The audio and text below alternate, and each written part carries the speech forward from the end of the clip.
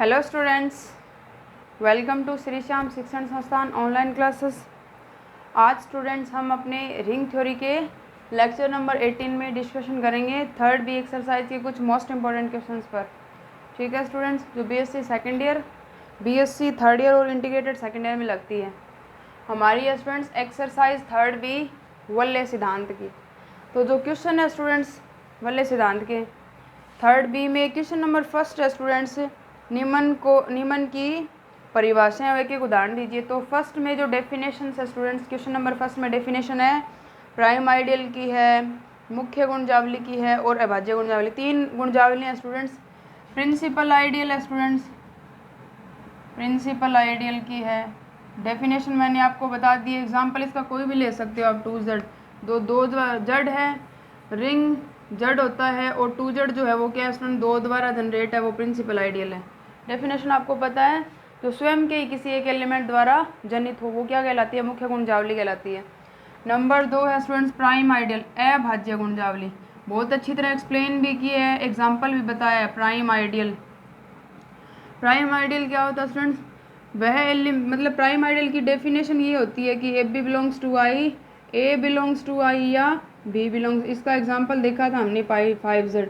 तो 5 जो है स्टूडेंट्स वो क्या है, 5 द्वारा जनित एक प्राइम आइडियल, 5 द्वारा जनित एक अभाज्य गुणजावली है।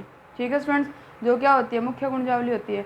मुख्य गुणजावली का अभाज्य गुणजावली होना आवश्यक नहीं है, परंतु जो प्राइम आइडियल होता है वो क्या होता है, प्रिंसिपल आइडियल होता है। नंबर 3 है उचिष्ट गुणजावली, मतलब जो स्वयं किसी का सबसेट ना हो, सारे उसी के सबसेट हो। जैसे स्टूडेंट्स 2Z है, प्रिंसिपल आइडियल है। 2Z है, 3Z है, प्रिंसिपल आइडियल है। जो सीधा रिंग से बिलोंग करता है कि उसको समाहित करने वाला कोई और सबसेट है, वो उसके बीच का विद्यमान नहीं होना चाहिए, जो सीधा किसमें हो, रिंग में हो। तो 2Z है स्टूडेंट्स, दो द्वारा जनरेट है। 3Z है, ये क्या है स्टूडेंट, ये उचिष्ट गुणजावलियाँ हैं। मैक्सिमल आइडियल है स्टूडेंट्स। ये क्वेश्चन नंबर फर्स्ट ये है। तो यहाँ से जो आने वाला क्वेश्चन है स्टूडेंट्स वो है क्वेश्चन नंबर 2। फर्स्ट पार्ट मैंने आपको बताया, तीनों पार्ट मैं इसके लिख रही हूँ, बस एक ही क्वेश्चन है जो यहाँ से आने वाला है, क्वेश्चन नंबर 2, जिसके 3 पार्ट है स्टूडेंट्स। क्वेश्चन नंबर है 2, 3 पार्ट है। फर्स्ट पार्ट हमने कर लिया है, क्वेश्चन लिख रही हूँ स्टूडेंट्स मैं इधर। फर्स्ट पार्ट में R इक्वल टू, रिंग तो दे रखा स्टूडेंट जड़, और आइडियल दे रखा इसने 5Z। तो विभाग वल्य R अपॉन I जितने भी हैं, मतलब क्वेश्चन है नंबर 2, विभाग वल्य R अपॉन I ज्ञात कीजिए। R अपॉन I ज्ञात कीजिए स्टूडेंट। क्वेश्चन नंबर फर्स्ट है ये वाला, ये हमने कर लिया एग्जाम्पल नंबर 4 के साथ, जो मैंने आपको एग्जाम्पल करवाया था, बहुत अच्छी तरह से किया था। मोस्ट इंपॉर्टेंट क्वेश्चन है, यहाँ से क्वेश्चन आता है स्टूडेंट, चाहे वो एग्जाम्पल आए चाहे इन तीनों में से क्वेश्चन आए। 2 नंबर है इसका, 2 नंबर है स्टूडेंट्स, R इक्वल टू इसने दे रखा है, रिंग दे रखा है स्टूडेंट्स A प्लस √2B के रूप का, रिंग दे रखा है A प्लस √2B के रूप का, जहाँ पे A और B है वो कहाँ से बिलोंग करेंगे, AB बिलोंग्स टू Z। ठीक है स्टूडेंट्स, और आइडियल I बराबर दे रखा है इसने 2Z। तो इसके संभावित R अपॉन I ज्ञात करने हैं कि इसके कितने विभाग वल्य बनेंगे। ठीक है स्टूडेंट्स, मैंने आपको कहा था, हमारे पास एक थॉट था स्टूडेंट, जब हमने इस तरह का एग्जाम्पल किया था कि हम रिंग के अवयव वहीं तक चूज करेंगे जहाँ पे ये, अगर आइडियल हमारे mx के रूप का हो तो ये mx के रूप का है। m का मान कितना स्टूडेंट्स, यहाँ पे सॉल्यूशन देखिए स्टूडेंट्स इसका, क्योंकि I बराबर है 2Z बराबर mx। ठीक है, mx के रूप का है, x बिलोंग्स टू क्या स्टूडेंट्स, Z। अतः वल्य से, रिंग से वल्य के अवयव m-1 तक लेते हैं, 1 तक लेते हैं। ये थोड़ा मैंने आपको बताया था, जो रिंग के एलिमेंट है वो कहाँ तक लेंगे, मतलब 1 तक लेंगे, 0 और 1। रिंग है हमारा ये वाला, R equal to AB belong कर रहा है कहाँ से, Z से। तो रिंग के अवयव हमें लेने हैं सिर्फ 1 तक, 0 1 दो ही एलिमेंट चूज करने हैं। ठीक है स्टूडेंट्स, और आइडियल, क्योंकि R अपॉन I में जो अवयव होते हैं वो होते हैं हमारे पास आइडियल प्लस रिंग का अवयव ऐड होता है। रिंग इस रूप का है तो इसके एलिमेंट्स ऐड होंगे I प्लस A के रूप का, और A बिलोंग करेगा कहाँ से, R से, रिंग से बिलोंग करता है। ये होता है हमारा R अपॉन I। तो संभावित r अपॉन आई याद करने के लिए हमें, क्योंकि ए बी का जो मान है वो क्या चूज करना है, ए बी का मान 0 और 1 में से ही लेना है। अतः रिंग आर के अवयव क्या लेंगे हम, रिंग आर के अवयव लेंगे 0 और 1। तो 0 और 1 को भी बारी बारी चूज करेंगे पहले, क्योंकि कर्मित युग्म के रूप में ए ले रहे हैं तब बी आ रहा है, बी ले रहे हैं तब ए आ रहा है, तो कर्मित युग्म के रूप में अवयव आ रहे हैं स्टूडेंट्स इधर। तो यहाँ से लेंगे, पहले हम एलिमेंट लेंगे 0 0, फिर लेंगे 0 1, फिर लेंगे 1 0 और फिर लेंगे 1 1।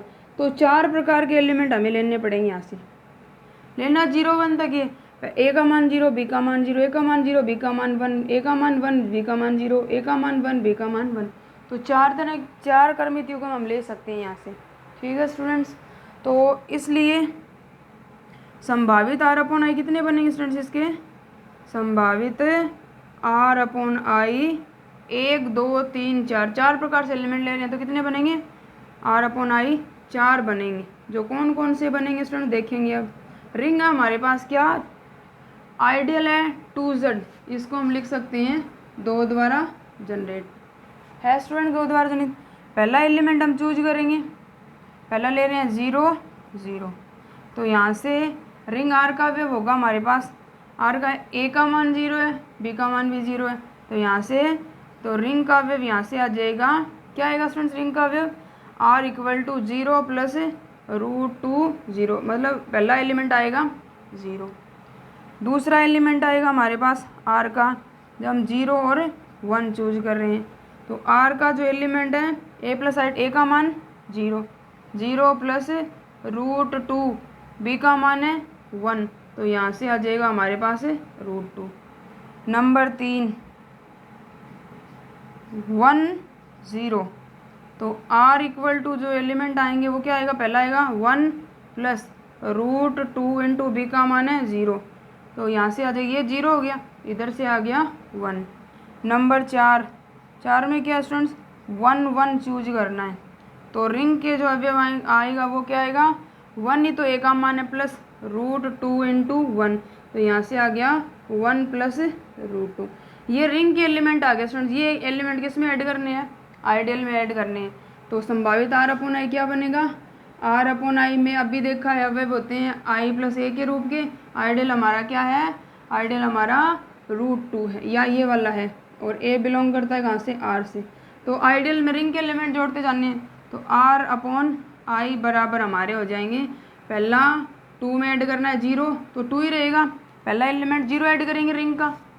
ठीक है स्टूडेंट्स, अब दूसरा एलिमेंट ऐड करेंगे 2 प्लस आगे वाला एलिमेंट हमारे पास √2, रिंग का एलिमेंट ऐड हो गया, ये दूसरा संभावित r अपॉन। अब आइडियल 2 प्लस रिंग का एलिमेंट आगे वाला 1, फिर आइडियल प्लस रिंग का एलिमेंट है √2 प्लस 1, ये 4 संभावित r अपॉन आई बन गए। ठीक है स्टूडेंट्स, ऐसे करना है। एग्जाम्पल हो गया हमारा ये, इसका बी पार्ट है स्टूडेंट्स इंपॉर्टेंट है, इनमें से एक आया ही रहता है।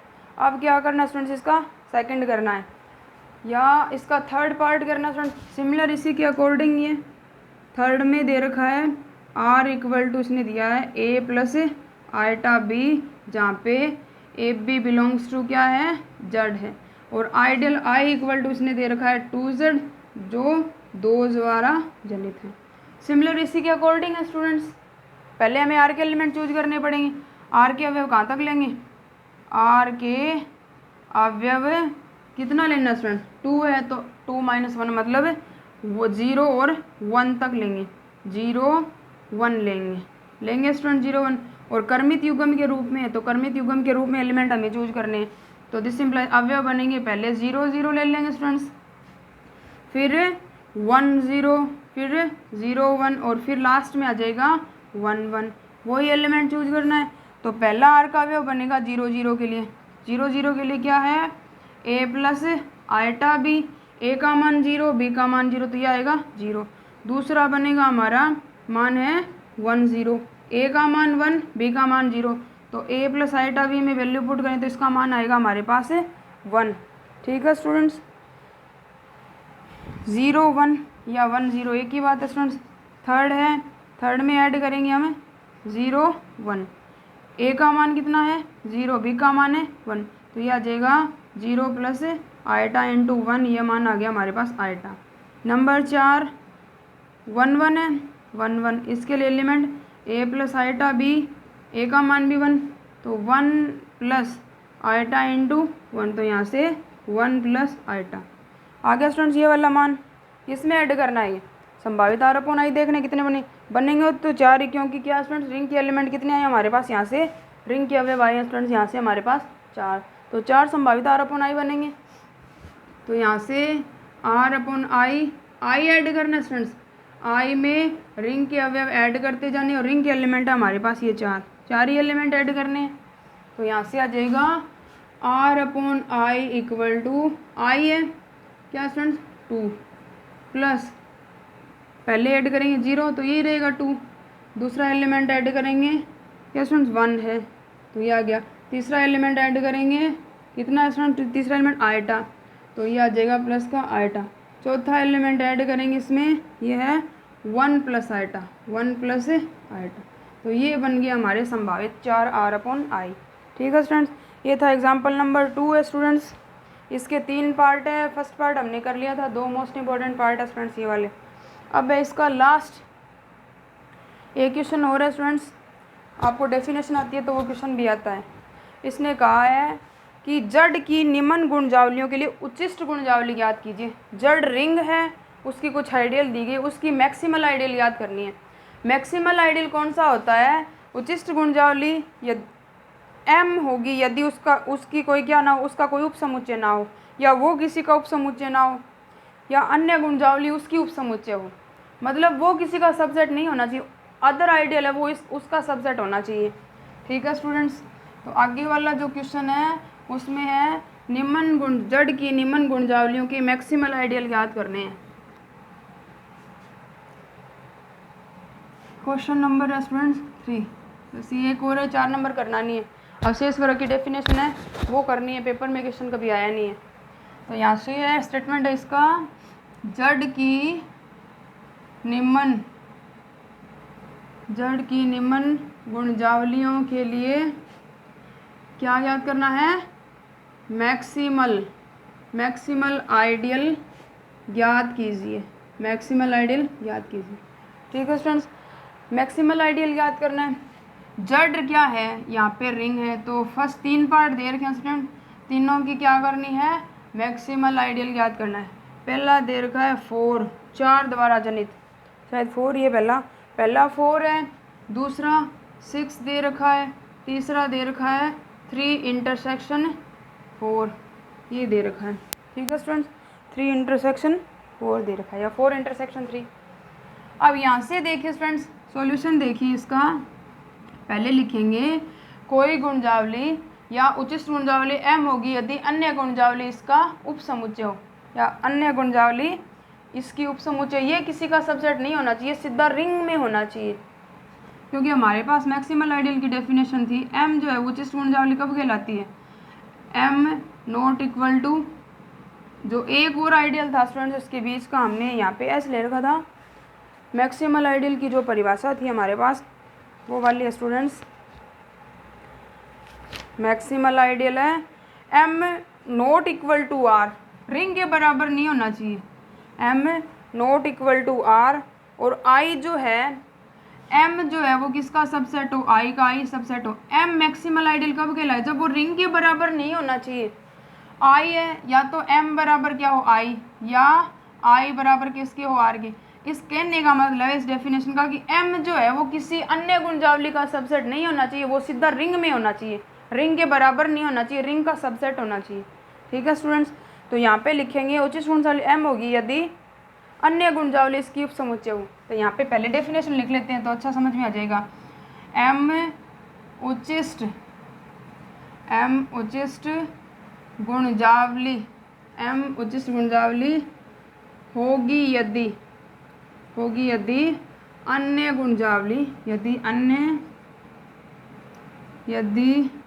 अन्य गुणजावली इसकी उपसमुच्चय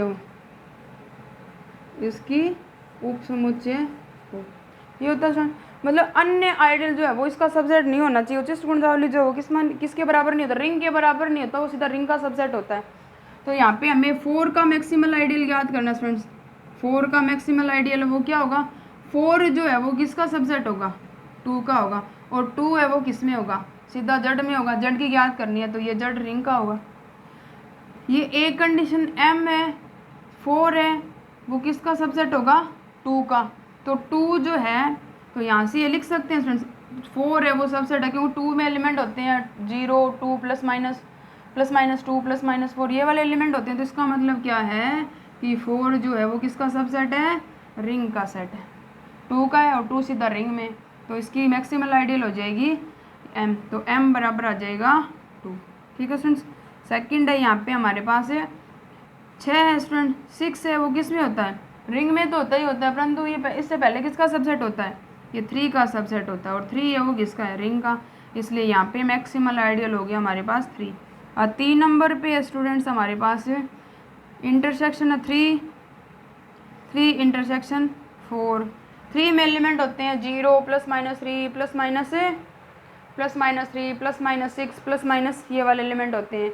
और 4 में जो एलिमेंट होते हैं स्टूडेंट वो होते हैं 0 प्लस माइनस। तो इसका जो मैक्सिमल आइडियल होगा स्टूडेंट, छोटे से छोटा, ये किसका सबसेट हो सकता है, इसका ही हो सकता है, 3 का सबसेट होगा ये, और 3 किस में होगा, रिंग में होगा। इसका मतलब इसकी जो मैक्सिमल आइडियल वो क्या हो जाएगी स्टूडेंट, इसकी मैक्सिमल आइडियल 3 हो जाएगी। बस यही क्वेश्चन है, वैसे पेपर में नहीं है स्टूडेंट, डेफिनेशन आपको समझने की जरूरत है, उसके आधार पर ये कर सकते हो। सिर्फ यहाँ से क्वेश्चन नंबर 2 जो है स्टूडेंट्स वो ये करने वाला। तो स्टूडेंट्स यहाँ पे जो हमारा आइडियल वाला चैप्टर है वो कंप्लीट होता है। सेकेंड यूनिट का हमारा एक पार्ट कंप्लीट हो गया स्टूडेंट्स। अब हम जो नेक्स्ट पार्ट है उसमें मैं आपको ओनली यूक्लिडियन वैल्यू की डेफिनेशन बताऊंगी, पॉलिनोमियल रिंग की डेफिनेशन बताऊंगी, और जो एग्जाम्पल है स्टूडेंट्स इसके 3 वो करवाऊंगी। Only example number first, example number second और एग्जाम्पल नंबर 3 यूक्लिडियन वैल्यू की 3 ही एग्जाम्पल आपको करने हैं। यूक्लिडियन वैल्यू की डेफिनेशन और बहुपद वैल्य या पॉलिनोमियल रिंग की परिभाषा ही आपको पढ़नी है। ठीक है स्टूडेंट।